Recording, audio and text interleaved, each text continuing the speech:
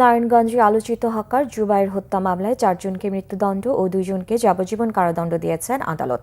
অতিরিক্ত দায়রা জজ চতুর্থ আদালতের বিচারক মোহাম্মদ আখতারুজ্জামান ভূঁইয়া দুপুরে এই রায় ঘোষণা করেন। মৃত্যুদণ্ডপ্রাপ্তরা হল ইকবাল ওরফে ডাক্তার, স্বপন, সাইমন ও সানি। যাবজ্জীবন কারাদণ্ডপ্রাপ্তরা হল রাসেল ও হাসান।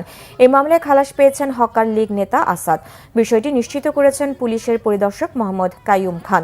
2021 সালের 14 অক্টোবর নারায়ণগঞ্জ শহরের বঙ্গবন্ধু সড়কের বলাকা পেট্রোল পাম্পের সামনে ফুটপাতে দোকান বসানোকে কেন্দ্র করে হকার জুবাইরকে ছুরিকাঘাত ও মারধর করে পালিয়ে যায় স্বপন ও ইকবাল সহ অন্য হকাররা।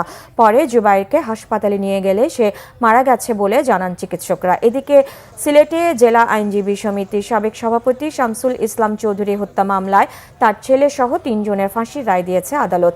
বিভাগীয় স্পেশাল জজ আদালতের বিচারক মোহাম্মদ শাহাদাত হোসেন প্রামাণিক এই রায় দেন। আসামিরা পলাতক। ফাঁসির দণ্ডপ্রাপ্তরা হল নিহত শামসুল ইসলামের ছেলে মাসুদ আহমেদ চৌধুরী মুন্না, তার সহযোগী জায়ের আহমেদ ও আনসার আহমেদ।